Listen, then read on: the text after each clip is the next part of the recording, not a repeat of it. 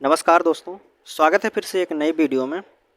दोस्तों, जैसा कि आप लोगों को पता होगा कि हम अंकित भाटी सर की बुक को, जिसमें से ग्राफ का क्वेश्चन हम सॉल्व करा रहे हैं। ग्राफ है मैथ रीजनिंग। इससे पहले हमने 2 वीडियो अपलोड कर दिए हैं दोस्तों। आज का जो प्रैक्टिस सेट नंबर है तीसरा है। और अगर बात करें इस पीडीएफ को आप डाउनलोड करना चाहते हैं तो डिस्क्रिप्शन में टेलीग्राम चैनल का लिंक दिया गया है, आप वहां से जाके पीडीएफ को डाउनलोड कर सकते हैं। अगर बात करें दोस्तों, जो दोनों वीडियो अपलोड किया गया है उसको आप नहीं देखे हैं तो इसी वीडियो के लिंक डिस्क्रिप्शन में आपको लिंक मिल जाएगा, आप पिछला वीडियो देख सकते हैं। ठीक है दोस्तों, चलिए दोस्तों, इसमें आज का पहला प्रश्न पूछा जा रहा है। कह रहा कि 2 अंकों की ऐसी कितनी संख्याएं हैं जो 7 पर समाप्त होती हैं तथा 3 से विभाजित होती हैं। प्रश्न का कहने का मतलब है 2 अंकों की संख्या होनी चाहिए और उसका इकाई अंक जो है 7 होना चाहिए। तो जिसका इकाई अंक 7 होना चाहिए और 3 से वह विभाजित होनी चाहिए, संख्या हमारी 2 अंकों की होनी चाहिए। चलिए, तो पहले हम 7 के अगर 2 अंकों की बात करें तो एक 17 होगा हमारा, 2 अंकों में 17 आएगा, 17 रहेगा। फिर उसके बाद 2 अंकों में 27 आएगा जिसका इकाई अंक 7 रहेगा। फिर उसके बाद आएगा आपका 37। फिर ऐसे बढ़ाते जाइए, 37 के बाद 47 आपका आएगा जिसका इकाई अंक 7 रहेगा। 47 के बाद 57, 57 के बाद क्या होता है आपका 67, फिर उसके बाद 77, फिर आपका आएगा 87 और लास्ट का आएगा 97। ठीक दोस्तों, इतनी संख्या है जिनका इकाई अंक 7 है। अगर इसके बाद हम 107 लेते हैं तो यह हमारी 3 अंकों की संख्या हो जाएगी। तो हमसे पूछा गया है कि केवल 2 अंकों की संख्या होनी चाहिए, तो ये इसको ऑप्शन को हम नहीं ले सकते हैं। ठीक है, 107 को हम नहीं ले सकते हैं, केवल 2 अंकों की संख्या लेनी चाहिए। अब इसमें कह रहा है कि कितनी ऐसी संख्याएँ हैं जो 3 से विभाजित हो रही हैं, वही उसी को हमको काउंटिंग करना है। तो 17 तो नहीं कटेगा, ये इसको छोड़ दीजिए। 27 कटेगा हमारा 3 से, एक संख्या यह हो गई। 37 भी नहीं कटेगा, 47 भी नहीं कटेगा, 57 कटेगा। 3 इकन्ने 3, 3 9 27, जी बिल्कुल कट रहा है। 67 भी नहीं कट रहा दोस्तों। और यह हमारा कटेगा नहीं, ये भी नहीं कटेगा। 3 दूना के 6, 3 9 27, ये हमारा कटेगा 87। ठीक है, 97 भी नहीं कटेगा दोस्तों। तो हमारी कितनी संख्याएँ हैं, एक तो यहाँ है और दूसरी यहाँ है, 2 और 3। कितनी संख्या है, 1 2 3। तो टोटल कितनी संख्या है जो 3 से विभाजित हो रही हैं, तो 3 संख्या है। 7 अंक जो इस जिसका इकाई अंक 7 है वह 3 से विभाजित हो रही हैं। टोटल इतनी संख्या 3 है। चलिए अब अगले प्रश्न की बात कर लेते हैं, दूसरा। ठीक है, इसमें दूसरा प्रश्न है आपके सामने। इसमें पूछा गया है, कुछ अंक दी गई हैं दोस्तों। जब एक संख्या 3 बार जैसे कई बार रिपीट की गई तो उसको ए मान के हम सॉल्व किया जाता है। ठीक है, ऐसी संख्याओं को ए मान लेते हैं। तो चलिए हम मान लेते हैं, जो दिया है 629 को हम ए मान लेते हैं। ए दिया है और यह भी ए है, ये भी ए है। और 371 को हम बी मान लेते हैं। ठीक है, 371 को सभी को बी मान लेते हैं। अगर बात किया जाए तो ए कितनी बार आया है, ए हमारा देखिए ए जो आया है आपका 3 बार आया है। ऊपर में ए 3 बार आया है तो इसको हम लिखते हैं ए का क्यूब लिख सकते हैं। ए 3 बार आया है, 3 हो गया। फिर उसके बाद बीच में प्लस का सिंबल है, यहाँ बीच का प्लस का सिंबल लिखेंगे। फिर उसके बाद बी जो है हमारा, बी भी 3 बार आया है। ठीक है, अब इसको कोष्टक में हम बंद कर सकते हैं। अब बी ए का क्यूब प्लस बी का क्यूब दिया गया। और नीचे की बात किया जाए तो नीचे दिया गया है ए जो है, ए संख्या हम 629 को ए माने हैं। तो 629 जो है 2 बार दिया, फिर उसके बाद माइनस दिया है। तो हम लिखेंगे ए स्क्वायर माइनस फिर ए दिया है, क्या लिखेंगे, माइनस ए। अब उसके बाद बीच में गुणा का सिंबल है। ठीक है, इधर देखिए बीच में जो है गुणे का सिंबल है। उसके बाद 371 दिया है, तो गुणे का हम गुणा लिख सकते हैं या वैसे भी लिख सकते हैं। तो हम लिखेंगे बी। उसके बाद दिया गया है प्लस का सिंबल है, फिर दिया है बी 2 बार दिया है, तो बी का स्क्वायर करेंगे। यह हमारी नीचे की संख्या आ गई, ऊपर की संख्या आ गई। अगर दोस्तों इसमें बात किया जाए, अगर इसको सॉल्व किया जाए ए क्यूब प्लस बी क्यूब, इस संख्या को अगर सॉल्व करते हैं तो इस संख्या को सॉल्व करने के बाद आपका आता है ए प्लस का बी और दूसरे कोष्टक में आता है A square minus A B plus के बी स्क्वायर होता है। इतने बराबर आपका होता है दोस्तों, इतना। ठीक है, अब इतने को अगर हम ए क्यूब प्लस बी क्यूब को सॉल्व करते हैं तो यह हमारा आता है ए प्लस के बी, दूसरे कोष्टक में ए स्क्वायर माइनस ए बी बटे जो है प्लस के बी स्क्वायर, यह हमारा होता है। और नीचे हमारी संख्या दी गई है, इसको हम सेम लिख देते हैं। नीचे हमारी यह जो संख्या दी गई है A square minus A B और प्लस के बी स्क्वायर। अब एक बात ध्यान से देखिए दोस्तों, यह संख्या और ऊपर यह संख्या दोनों समान है, ठीक है ना समान, A square minus A B plus B square, फिर ऊपर में दिया गया है A square minus A B plus के बी स्क्वायर, तो यह संख्या इस संख्या से पूरी तरह कट जाएगी। अब यह हमारा बच्चा है ए प्लस के बी। अब ए को हम क्या माने हैं, तो ए को हम माने हैं 629 प्लस के, और बी को हम माने हैं 371। अभी बस इसी को जोड़ लीजिए, हमारा आंसर आपके सामने है। तो 9 1 10, 7 2 9 1 10 के 0 हासिल का 1 6 और 3 9 9 1 10, तो हमारा जो आएगा दोस्तों 1000 आएगा। अब 1000 किस ऑप्शन में दिया गया, तो ऑप्शन पहले वाले में दिया गया, तो हमारा आंसर जो होगा पहला वाला बिल्कुल सही है। चलिए अब इसी प्रकार अगला प्रश्न देख लेते हैं 33 नंबर का। ठीक है, ये रहा 33 नंबर का प्रश्न आपके सामने। अब इसमें पूछा जा रहा है कि ए का मान दिया गया है 1.9 और बी का मान दिया गया है 2.1। इसको सॉल्व किया जाए दोस्तों। अब कह रहा है ए का मान दिया गया है हमारा इतना और बी का मान दिया गया है इतना, तो इसका हमको पूछा है A square minus 2ab plus के बी स्क्वायर। ठीक है, अब देखिए ए दिया, पहले इसको सॉल्व लेते हैं हम। ए स्क्वायर दिया है प्लस के 2ab दिया है, फिर उसके बाद प्लस के बी स्क्वायर, इतने बराबर आपका दोस्तों होता है A square plus 2ab plus B square. इसका जो होता है ए प्लस बी स्क्वायर बराबर इतना होता है दोस्तों। ए प्लस बी बराबर होता है हमारा का A square plus 2ab plus B square होता है ए प्लस बी का स्क्वायर बराबर इतना होता है। अब इतने बराबर या तो हम इसको लिखें या तो इसको लिखें या तो इसको लिख सकते हैं। तो इसके बराबर जब हमको यह संख्या दी गई तो हम इसी पे सॉल्व कर लेते हैं। तो ठीक है, ए हमारा दिया गया है, ए बराबर दिया गया 1.9। ठीक है, उसके बाद दिया गया बीच में हम प्लस का सिंबल है, प्लस का लगाते हैं। फिर उसके बाद बी का हमारा कितना दिया है, तो बी का दिया है 2.1 दिया है। ठीक, अब इसको हम बंद करते हैं कोष्टक में, फिर उसके बाद दिया गया स्क्वायर लगा देते हैं। चलिए अब इसको स्क्वायर लगा देते हैं। अब उसके बाद इसको हम सॉल्व कर लिया जाए। अगर इसको सॉल्व भी किए लिए 2 से जोड़ दीजिए इसको, 9 1 10 और 3 1 4। ठीक है, एक अंक बाद दशमलव लगाएंगे और यह हमारा स्क्वायर है। तो 4 का स्क्वायर कितना होता है दोस्तों, यह बचेगा 4 स्क्वायर, 4 के बराबर कितना होता है 16। ठीक, 16 हमारा आंसर है। 16 दिया गया ऑप्शन में, किस ऑप्शन में दिया गया देख लेते हैं। तो 16 हमारा दिया गया दोस्तों, केवल ऑप्शन ए में दिया गया, तो ऑप्शन ए वाला हमारा बिल्कुल सही ऑप्शन है। ठीक है, प्रश्न को देख लीजिए कैसे कैसे सॉल्व किया गया दोस्तों। ठीक है, चलिए अब अगले प्रश्न की बात कर लेते हैं। ठीक है, अब आपके सामने है 34 नंबर का प्रश्न। इसमें पूछा गया है कि 0.6 और 0.6% के बीच में कितना अंतर है।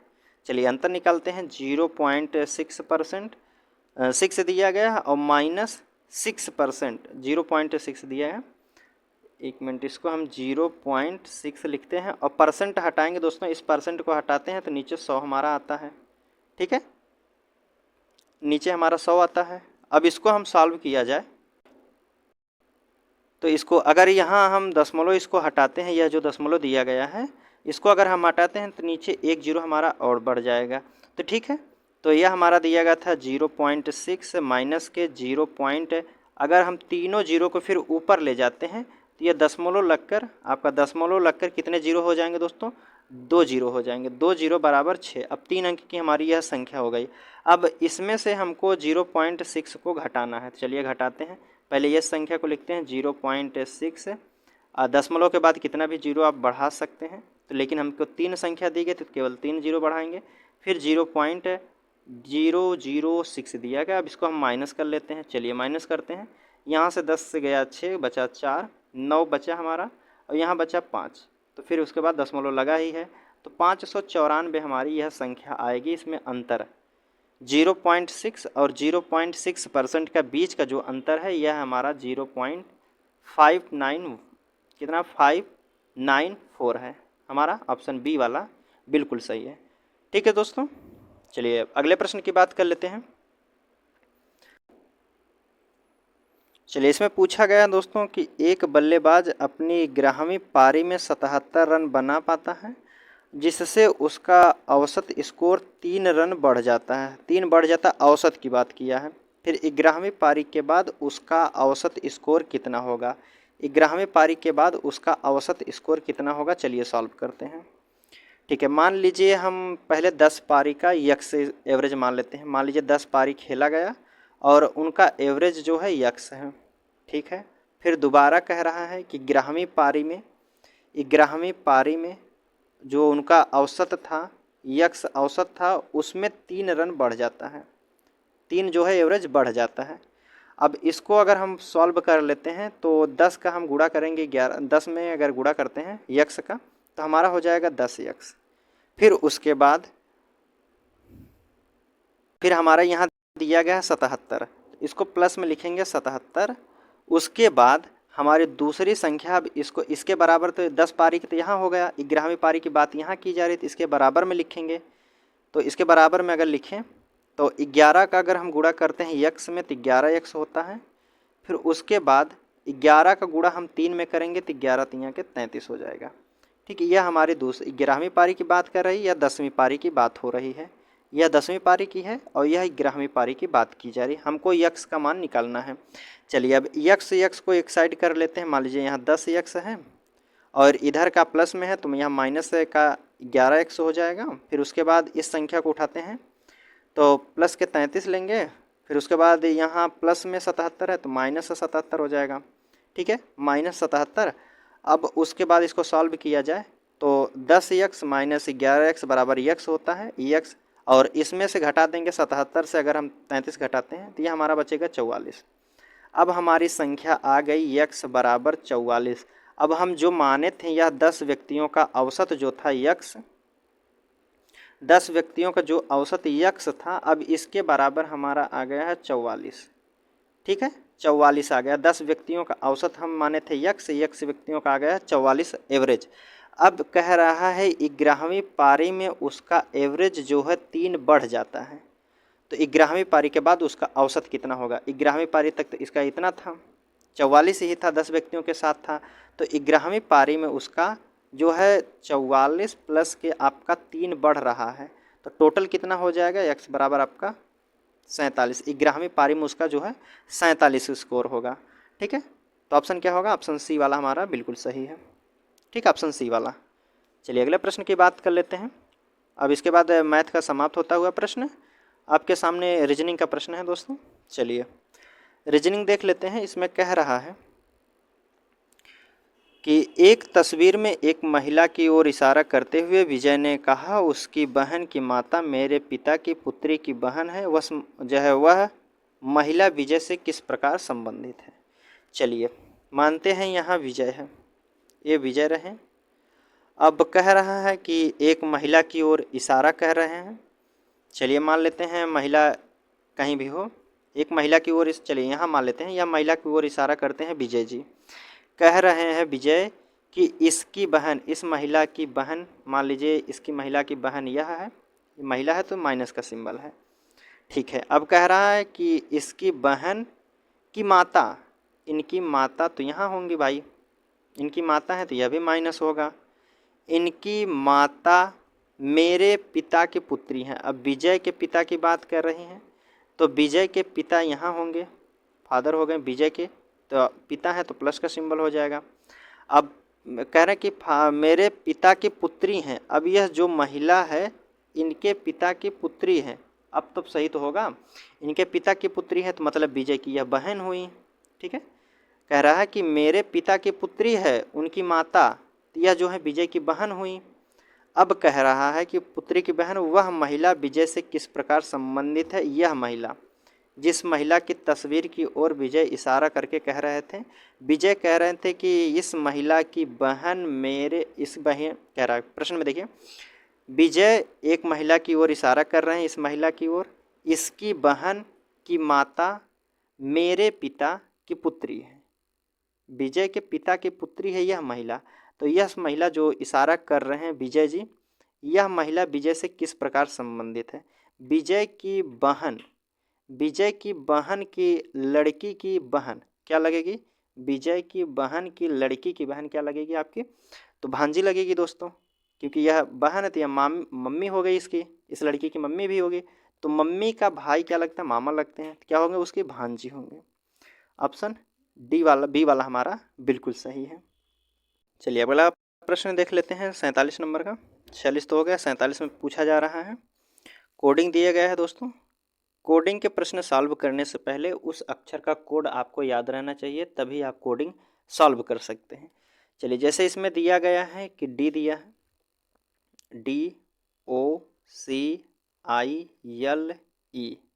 अब इसको लिखा गया है कि CDEILO। ठीक है, यह आई है बीच वाला। चलिए यह आई फिर यल है।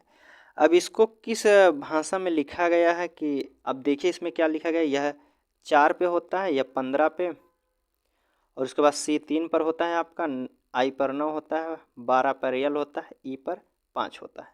अब उसमें दिया गया है कि नीचे वाले में लिखा गया है कि 3 लिखा गया है, फिर उसके बाद 4 है, ई का कोड 5 होता है, आई का कोड 9 होता है, 12 का होता है, यल का होता है 12, फिर उसके बाद ओ का होता है 15। एक बात आपको ध्यान में दिखी गई होगी कि ऊपर वाली संख्या जो है कुछ भी दी गई हैं, लेकिन नीचे की संख्या बढ़ते क्रम में दी गई। पहले 3 दिया गया है, उसके बाद 4 दिया है, फिर 5 दिया है, फिर जो संख्या है 9 दी गई है, फिर 12 दिया है, फिर 15 दिया गया है। पहले जो छोटे से हम शुरू करेंगे और बड़ी की तरफ जाएंगे, कैसे छोटे से शुरू होते हुए बड़ी की तरफ जाएंगे, यह हमारी जो है इसमें लॉजिक लगी है। अब चलिए उसी प्रकार हम दूसरे को सॉल्व कर लेते हैं। तो दूसरा हमारा दिया गया है LABOUR। ठीक है, अब इसका कोड होता है 12, 1, 2, 15, 21, 18। अब छोटा सबसे कौन है इसमें से, तो इसमें सबसे छोटे की बात करें तो सबसे छोटा आपका ए है, तो 1 लिखेंगे ए। दूसरे नंबर पे आपका आता है बी, फिर उसके बाद 3 कहीं नहीं दिख रहा है, तो 3 नहीं दिख रहा है, बाकी 3 के बाद 12 है और 15 है, 21 है, 18 है, तो बी के बाद आपका 12 आएगा। ठीक है, 12। अब 12 से बड़ी संख्या कौन है, 12 के बाद 15 होता है, उसके बाद 18 आता है, तो 15 को ओ लिख देते हैं। फिर उसके बाद 18 वाली संख्या को लिखेंगे, 18 का कोड होता है आर, उसके बाद लास्ट में 21, 21 बराबर यू होता है। अब यह किस ऑप्शन में दिया गया, हमारा यही आंसर है, ABLORU, ABLORU। तो ऑप्शन क्या होगा, ऑप्शन जो है आपका तीसरा वाला बिल्कुल सही है। क्या होगा, तीसरा वाला, ABLORU।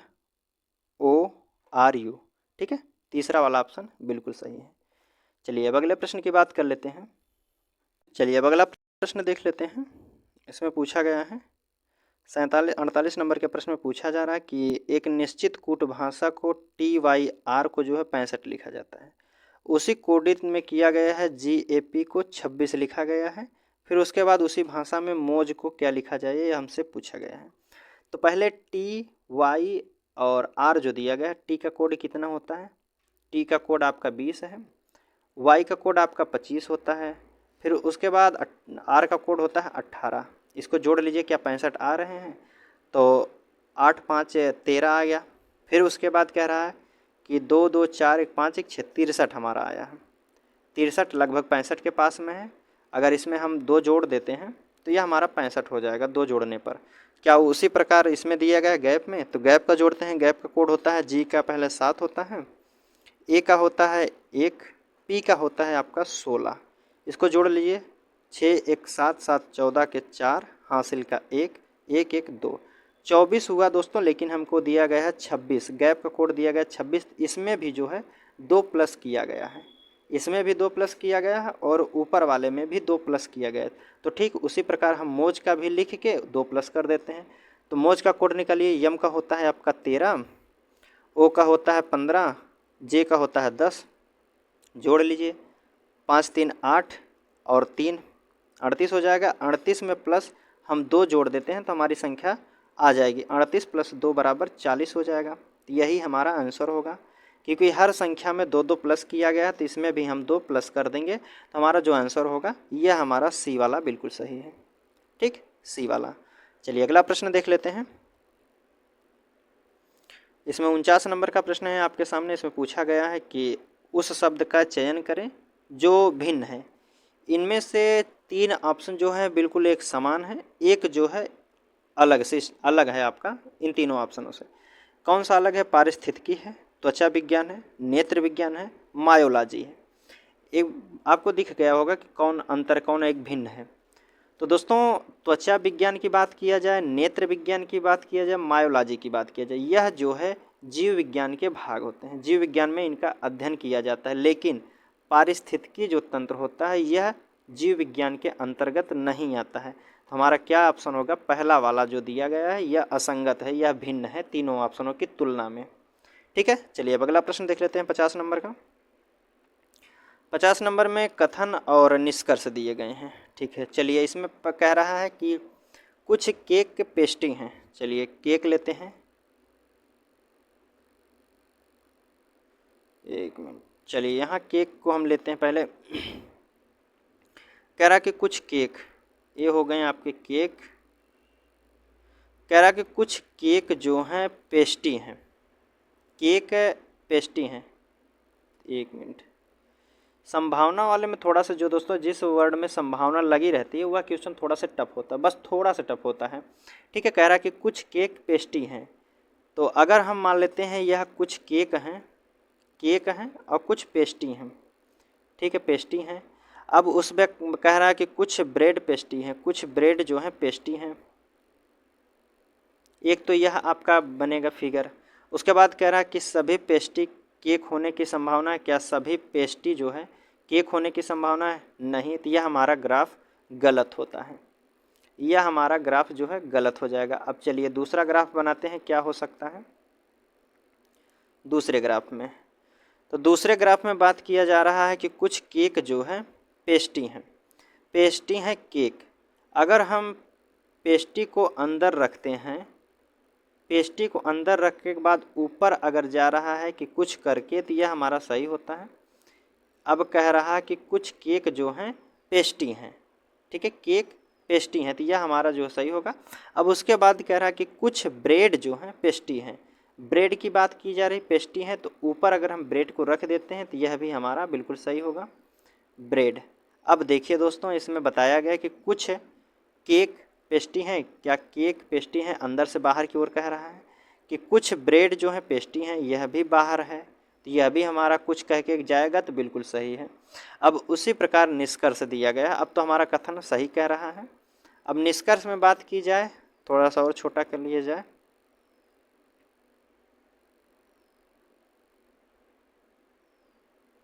चलिए निष्कर्ष में दिया गया है, आपका पहला निष्कर्ष कह रहा है कि सभी पेस्ट्री केक होने की संभावना है।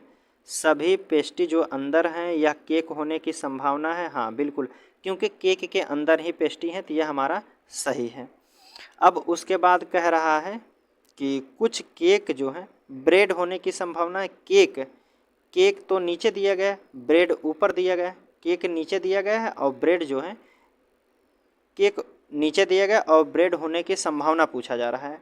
तो ब्रेड ऊपर वाला दिया गया है, तो केक से ऊपर अगर ब्रेड में जाएंगे तो यह नीचे से अगर ऊपर आप जाते हैं, अंदर से बाहर जाते हैं कुछ कहकर, तो यह बिल्कुल सही होता है। तो यह भी बात हमारी जो है सही कही गई है कि कुछ केक जो है ब्रेड होने की संभावना है, केवल संभावना वाले प्रश्न में। और पहला कह रहा है कि सभी पेस्ट्री केक होने की संभावना, तो अर्थात जो है हमारे दोनों ऑप्शन जो दिए गए, दोनों निष्कर्ष सही होते हैं। तो कौन सा ऑप्शन में दिया गया है कि केवल पहला अनुसरण करता है, केवल दूसरा? पहला और दूसरा निष्कर्ष दोनों अनुसरण करते हैं, तो ऑप्शन सी वाला हमारा बिल्कुल सही होगा। कौन सा? सी वाला। चलिए अब अगले प्रश्न की बात कर लेते हैं। अब दोस्तों हमारा रीजनिंग का भी प्रश्न समाप्त होता हुआ। चलिए अब मैथ का देख लेते हैं, ग्राफ का प्रश्न। चलिए अब यहाँ से हमारा ग्राफ शुरू होता है दोस्तों। ग्राफ दिए गए हैं, इनको पढ़ना है, उसके बाद सॉल्व करना है। चलिए इसमें ग्राफ में दिया गया है कि ये जो है 1500 सभी कर्मचारियों का ब्यौरा दिया गया है और विभिन्न वेतनमानों का 800 जो है पुरुष कर्मचारियों की संख्या दी गई है। इधर वाला जो ग्राफ है यह पुरुष का है, यह जो है सभी का है, जिसमें महिला भी शामिल हो सकती हैं, बच्चे भी शामिल हो सकते हैं, कोई भी हो, यह सभी का शामिल दिया गया है और इसमें केवल पुरुष की संख्या दी गई है। चलिए ये प्रश्न की बात करें तो इसमें पहला प्रश्न पूछा जा रहा है कि वेतनमान जो है, वेतनमान 6 में मान लीजिए इसको क्लास ही मान लीजिए, क्लास 6 में कार्यरत पुरुष कर्मचारियों की संख्या उस वेतनमान की कुल कर्मचारियों की संख्या का कितने प्रतिशत है निकटतम। तो वेतन 6 में जो है यह पुरुष हैं, केवल पुरुष की संख्या इसमें दी गई है और सभी का दिया गया है इसमें 6 वाले में। अब कह रहा है कि इसमें टोटल जो है 100% होते हैं, 100% बराबर हमारा दिया है 1500 कर्मचारी हैं। तो 1% बराबर कितने हो जाएंगे, 1% बराबर हमारे हो जाएंगे 15 कर्मचारी। ठीक है, 1% बराबर हमारे 15 कर्मचारी। तो हमसे पूछा गया है कि जो सभी में दिए गए हैं, या क्लास 6 में पूछा जा रहा है कि सभी कर्मचारियों में क्लास 6 की बात की जा रही है। तो क्लास 6 में कितने व्यक्ति हैं, तो 1% बराबर अगर 15 दिया गया है तो 14% बराबर कितना होगा, ये हमसे पूछा जाए। 14% बराबर कितना हो जाएगा, तो इसमें गुणा कर देंगे, 14 गुणे 15। तो गुणा करिए, 14 गुणे 15 करते हैं तो कितना हो जाएगा आपका, 1 मिनट, 14 गुणे 15 करना है ना, ठीक है। अब गुणा कर लीजिए, तो 15 चौके 60, बचा गया 6, 15 इक्यानवे 15 6 21। आपका जो है टोटल क्लास 6 में 210 व्यक्तियों की संख्या है। टोटल क्लास 6 में जो है 210 व्यक्ति हैं, जिसमें से कुछ पुरुष भी हैं, कुछ महिला भी हैं, या कुछ बच्चे भी हो सकते हैं, कुछ भी हो सकते हैं, लेकिन उसमें सभी जो हैं 210 हैं। अब हमसे पूछा गया है कि उसमें जो है पुरुष कर्मचारियों की संख्या। अब 210 में पुरुष कर्मचारियों की संख्या कितनी है, इसको हमें निकालना है। तो इसको निकालने के लिए यहाँ हमें दिया गया जो है पुरुष का ग्राफ दिया गया है। तो क्लास 6 में जो है पुरुष की संख्या 9% दी गई है। तो 100% बराबर हमारा 800 दिया गया है। क्या है, 100% बराबर हमारा 800 दिया गया है। तो 1% बराबर हमारा हो जाएगा 8। तो क्लास 6 की बात की जा रही है, पुरुष की संख्या में क्लास 6 का 9% दिया गया है। तो 9% बराबर गुणे कर देंगे 8 का, 9% बराबर हमारे कितने हो जाएंगे, 9 और 72। अब जो 72 पुरुष क्लास 6 में केवल 72 जो हैं इसमें पुरुष हैं, बाकी जो बच्चे वह बच्चे भी हो सकते हैं, महिला भी हो सकती हैं, या कुछ भी हो सकते हैं। लेकिन इनमें 210 व्यक्तियों में से 72 तो कन्फर्म पुरुष हैं, बता दिया है कि 72 व्यक्ति जो हैं कन्फर्म पुरुष हैं। अब हमसे पूछा है कि वेतनमान में कुल कर्मचारियों की संख्या का कितने प्रतिशत है। अब यह जो है कुल कर्मचारियों की संख्या क्लास 6 में 210 है। अब 210 का 70% कितना है, प्रतिशत निकालने के लिए चलिए निकाल देते हैं। अब कहा है 210 70% का कितना है, 200 जो 72 है, यह 210 का कितना प्रतिशत है। अब इसको गुणा कर दीजिए, चलिए काट देते हैं, काटिए। 2 से 0 कट जाएगा, 3 से काटेंगे, 3 सते 21, 3 दूना के 6, बचेगा 1, 3 चौके 12। अब हमारा ऊपर जाएगा 240 हो जाएगा, नीचे 7, 240 भागे 7, 7 से अगर इसमें हम भाग देते हैं दोस्तों तो यह हमारा कितना हो जाएगा, 7 से काटेंगे, 7 त्रिक 21, और फिर बचा हमारा 2, 3 बचेगा दोस्तों, 7 त्रिक 21, 3 24, 3 बचेगा, तो 7 चौक 28 34, फिर बचा 2, तो 7 दूना के 14, फिर आपका आएगा 6 बचेगा, 7 8 56, ठीक है। तो 34 पॉइंट जो है 28 34.28 हमारा आंसर है। अब इसमें निकटतम हमसे पूछा गया था, निकटतम लगभग देखिए।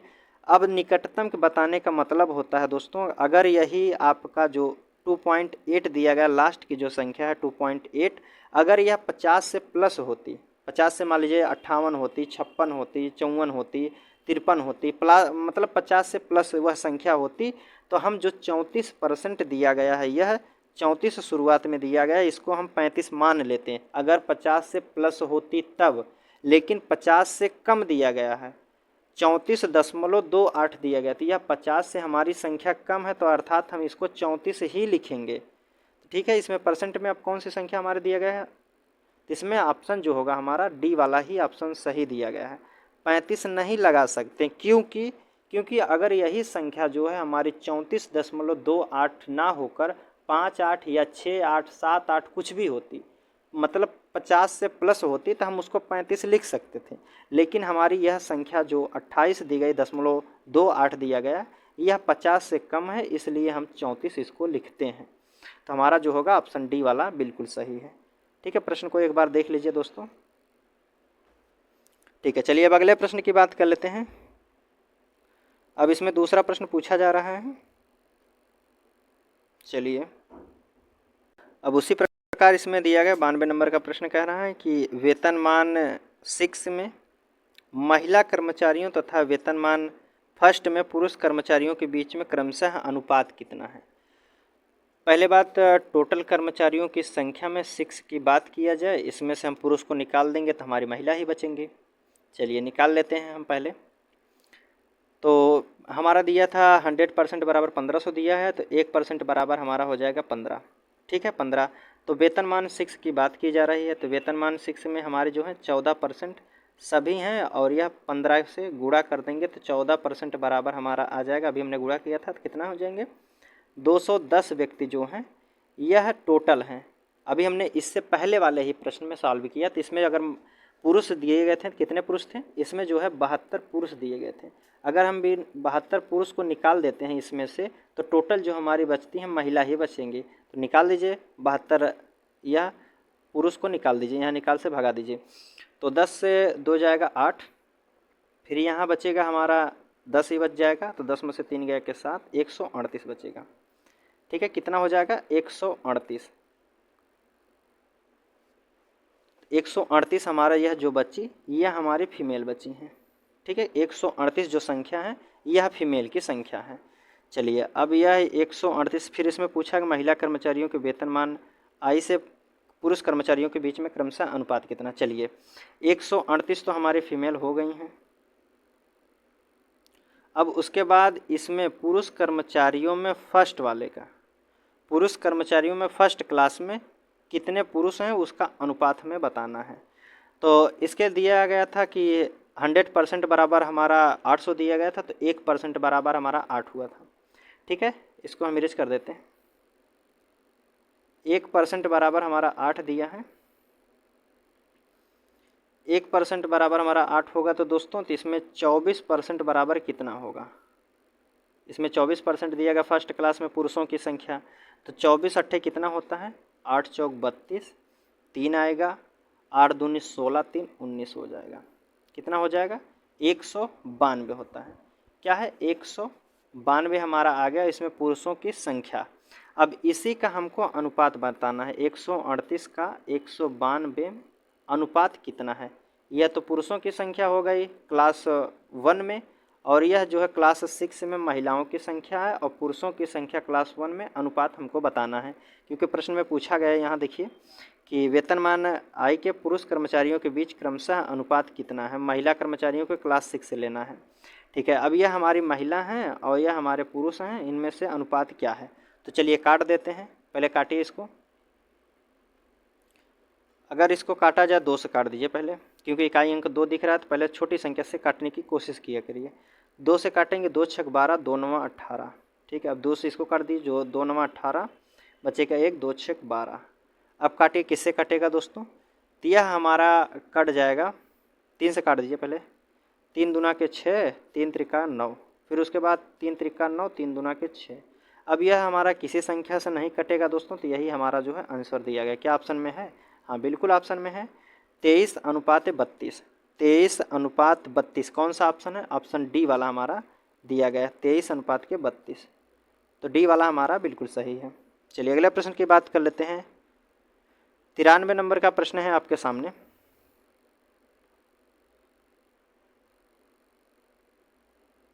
चलिए इसमें पूछा गया है दोस्तों, कह रहा है कि वेतनमान 5 में कार्यरत पुरुष तथा महिला कर्मचारियों के बीच क्रमशः अनुपात कितना। एक ही क्लास की बात की जा रही है, तो क्लास 5 के हम लेते हैं। क्लास 5 में यह दोस्तों दिया गया, क्लास 5 में 12।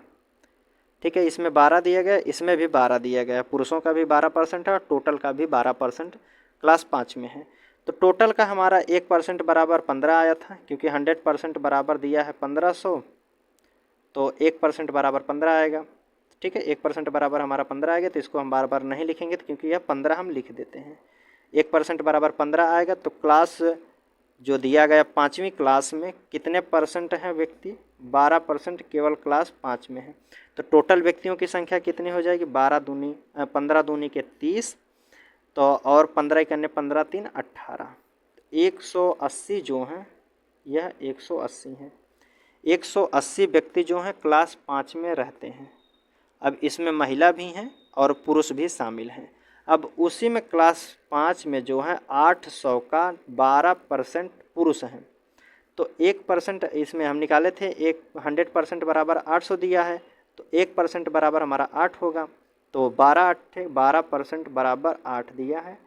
8 का 12% हम निकाले, 12 8 96। अब इसमें जो है 180 व्यक्तियों में से 96 ऐसे पुरुष हैं जो कि पुरुष हैं। 96 जो व्यक्ति हैं यह केवल पुरुष हैं, बाकी जो बचती हैं वह हमारी महिला हैं। तो कितने हमारा बचेंगे? 10 से गया कि 6 बचा 4, यहाँ बचेगा हमारा 7, 17 में से 9 गया तो 9 8 17, 84 जो है महिला है। अब इसमें पहले किसकी बात किया गया? पहले पुरुष की बात किया गया, उसके बाद महिला को लेना है। तो पहले पुरुष की संख्या कितनी है? मेल का दिया गया और फीमेल का अनुपात पूछा है। तो मेल की संख्या कितनी है? 96 है और फीमेल की संख्या 84 है। अब इसको काट दीजिए, जो कटेगा आंसर आएगा वही हमारा आंसर है। चलिए काटते हैं इसको। पहले इकाई अंक अगर 2 दिख रहा है तो इसको हम 2 से काटते हैं। पहले 2 से काटने की कोशिश कीजिएगा। 2 चौके 8 बचेगा 1, 2 अट्ठे 16, 2 चौके 8 और 2 दूना के 4। अब यह फिर भी हमारा 2 से कटेगा। 2 दूना 4, 2 चौके 8, 2 दूना 4, 2 इकन्ने 2। अब हमारा बचा है 24:21। अब कौन सी संख्या है जो इसको तीनों से जो है दोनों से काट सकती है? 3 कटेगा, 3 8 24, 3 7 21, बिल्कुल 3 से कट जाएगा। 3 8 24, 3 7 21।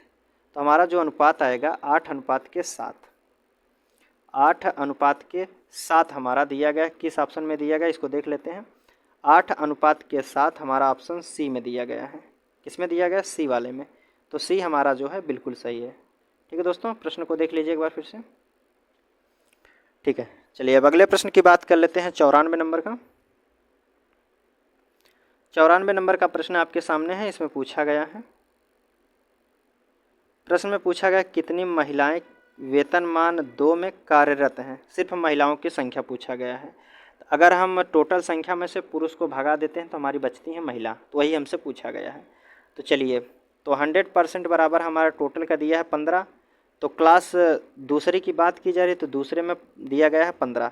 तो 1% का मान 15 आया है, तो 15% का मान हमारा कितना हो जाएगा? 15 का जो स्क्वायर होता है दोस्तों 225 होता है। 15 का गुणा 15 में करेंगे तो यह 225 आएगा।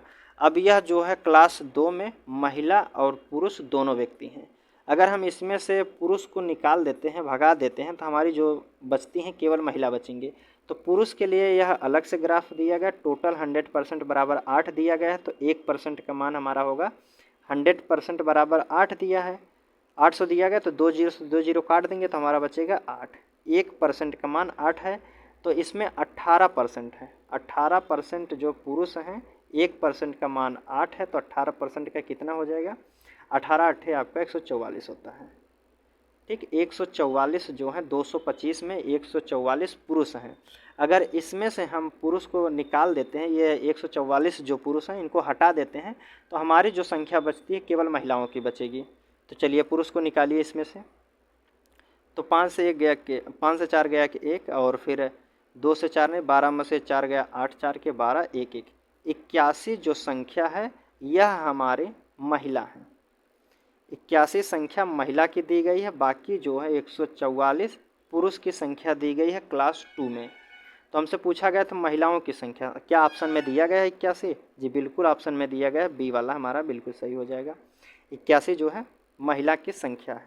ठीक है दोस्तों, प्रश्न आप एक बार देख लीजिए। चलिए अब अगले प्रश्न की बात कर लेते हैं 95 नंबर का। अब इसमें पूछा जा रहा है 95 का, कह रहा वेतनमान 3 और वेतनमान 4 में कार्यरत महिला कर्मचारियों की कुल संख्या कितनी है? 3 में और 4 में टोटल महिलाओं की संख्या कितनी है?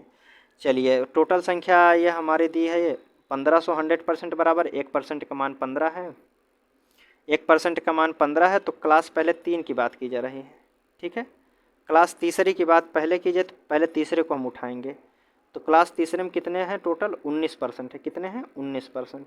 तो 15 का 19% जो है 19%, एक का दिया गया है 1% बराबर 15 है, तो 19% बराबर कितना हो जाएगा, ये हमसे पूछा गया। 15 नवैया होता है आपका 135 के 5 हासिल का 13, 15 इकन्ने 15 3 18 और 18 10 28, कितना हो जाएगा हमारा? यह होगा 285 हो जाएंगे। 285 क्लास 3 में है, इसमें महिला भी हैं पुरुष भी हैं, ठीक है। क्लास 3 में महिला भी हैं पुरुष भी हैं। चलिए इसमें पहले क्लास 3 को हम निकाल देते हैं, पुरुष को निकाल देते हैं, महिला को हम छोड़ते हैं।